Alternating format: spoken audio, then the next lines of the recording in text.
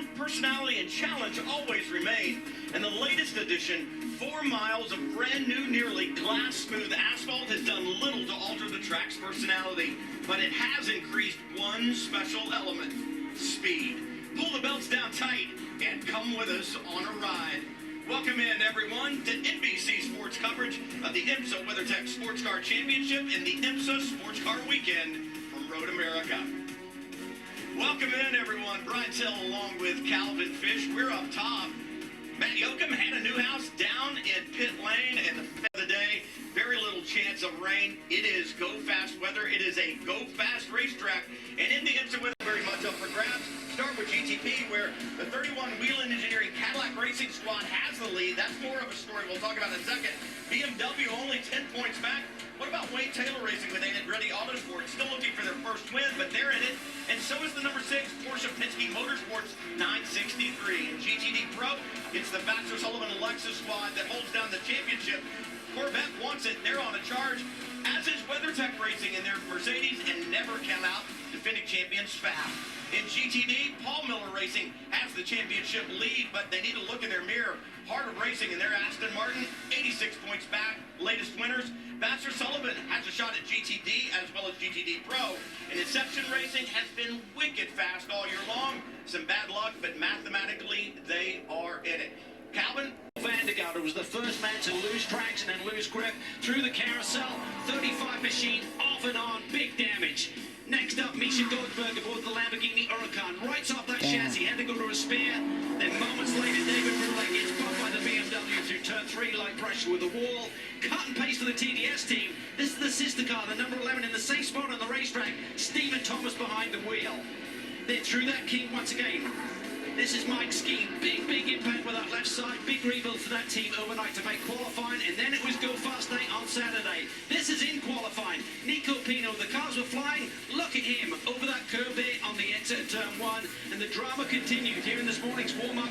This is the championship leader, the pole sitter. Alex sits behind the wheel, cold tyres. First lap out of the pits. He loses control through turn 13.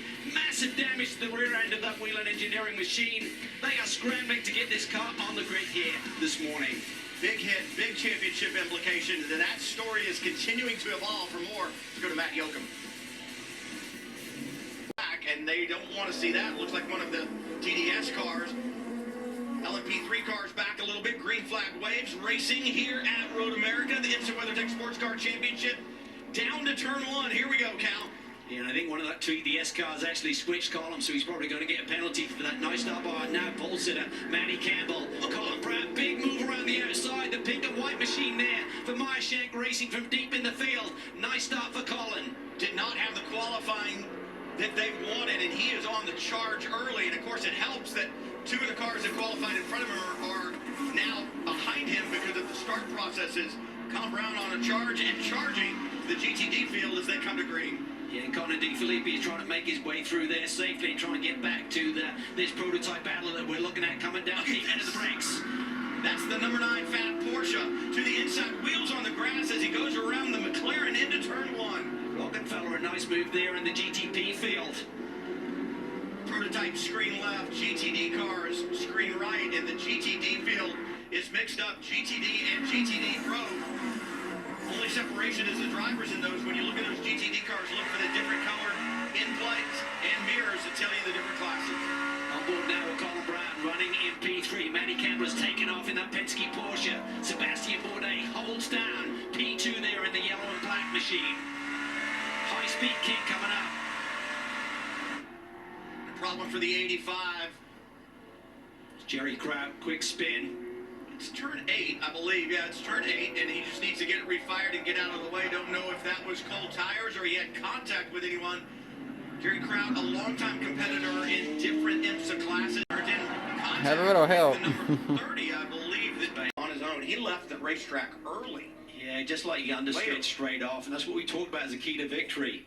Don't step over the line. When you're on the line, when you're in the groove, you're fine. But if you go outside there, it's like you suddenly hit an ice patch and the tires just don't respond. The steering input that you're giving the car, And that is a rough ride along that concrete wall. Major, major damage. Highly unlikely he'll get back in. And Madison Snow and his BMW up front, that white, red, and black BMW, but the McLaren right behind him, Brendan Marie, they have been so fast this season, Calvin, and they have shown well at mini racetracks speed-wise. They haven't had the results that they've wanted all the time. Obviously, big damage to the car at Lime Rock Park last time out. In fact, this is not the same chassis. That chassis has been sent back to Europe to be repaired.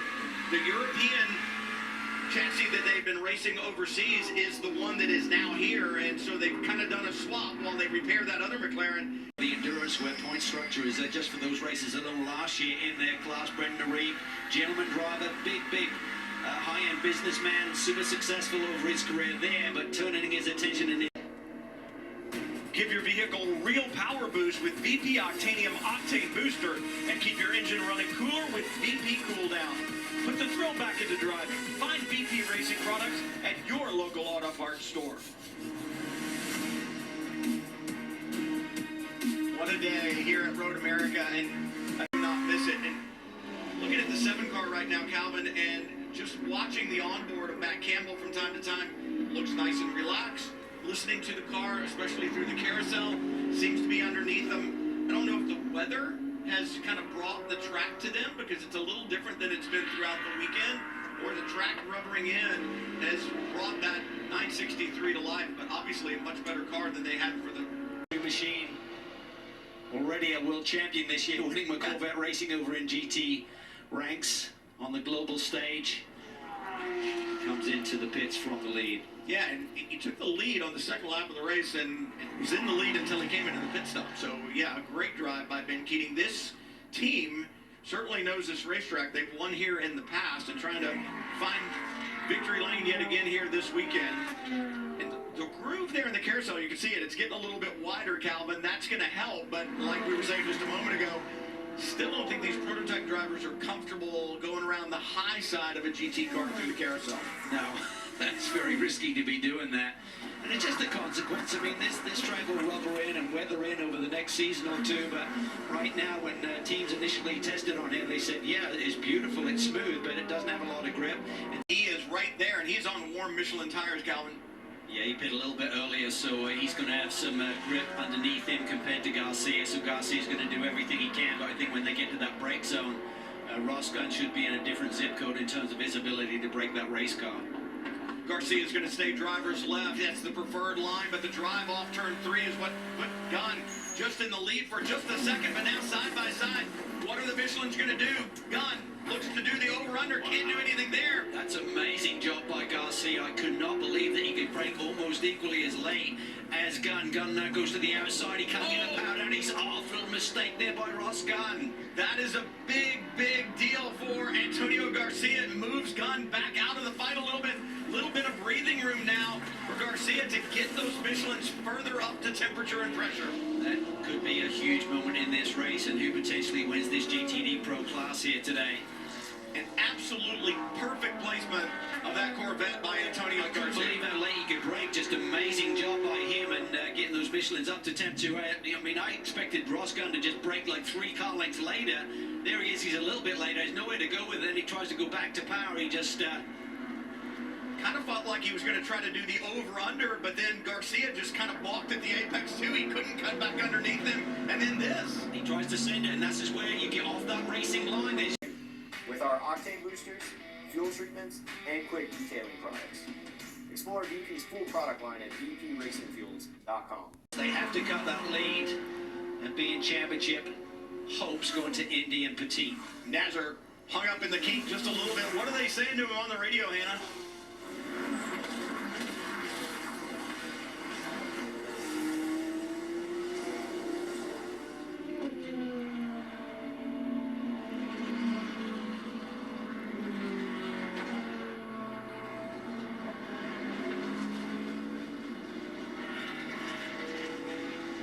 Guess they can't get Hannah. Still around for part 2, the last 5 minutes. Well, a little radio communication problems with Hannah. Hopefully there's no radio communication problem with Felipe Nazar out here. And that lead was 5.2 seconds last time. Now